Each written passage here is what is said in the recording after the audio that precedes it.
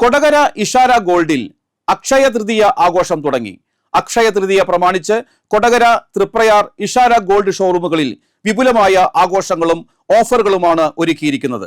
April 20 വരെ നീണ്ടു നിൽക്കുന്ന വമ്പൻ സമ്മാന പദ്ധതികളും ആനുകൂല്യങ്ങളുമാണ് ഉപഭോക്താക്കൾക്കായി കാത്തിരിക്കുന്നത്. സൗഭാഗ്യത്തിന്റെ ദിനമായ അക്ഷയ തൃതീയ ആഘോഷമാക്കാൻ ഇത്തവണ ഒരു പിടി മികച്ച ഓഫറുകളാണ് ഇഷാര ഗോൾഡ് മുന്നോട്ട് വയ്ക്കുന്നത്.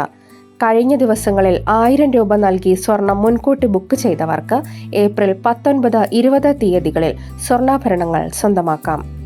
വിലക്കയറ്റത്തിൽ നിന്നും സംരക്ഷണം നൽകുന്ന ഈ പദ്ധതിക്ക് മികച്ച പ്രതികരണമാണ് ലഭിക്കുന്നത്.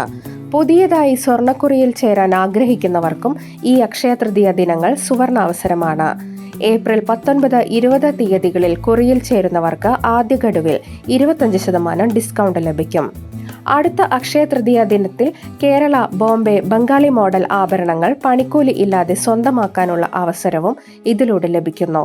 വിവിധ സ്വർണ്ണാഭരണ ശേഖരങ്ങളും ആകർഷകമായ ഓഫറുകളും ഇഷാര ഗോൾഡ് MD സാഗർ പോട്ടയിൽ വിശദീകരിച്ചു.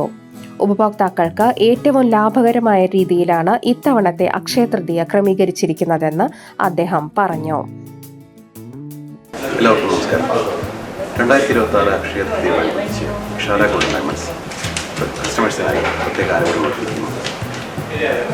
ഏപ്രിൽ 18, 19, 20 തീയതികളിലായിട്ട് പർച്ചേസ് ചെയ്യുന്ന കസ്റ്റമേഴ്സിന് തിരഞ്ഞെടുത്ത ആഭരണങ്ങളിൽ പ്രത്യേക ആനുകൂല്യങ്ങളും, അതുപോലെ തന്നെ 18, 19, 20 തീയതികളിൽ സുഭദ്രം സമ്പാദ്യ പദ്ധതിയിൽ ജോയിൻ ചെയ്യുന്ന കസ്റ്റമേഴ്സിന് ആദ്യ നിരക്കിൽ 25% ഡിസ്കൗണ്ട് നൽകുന്നതാണ്.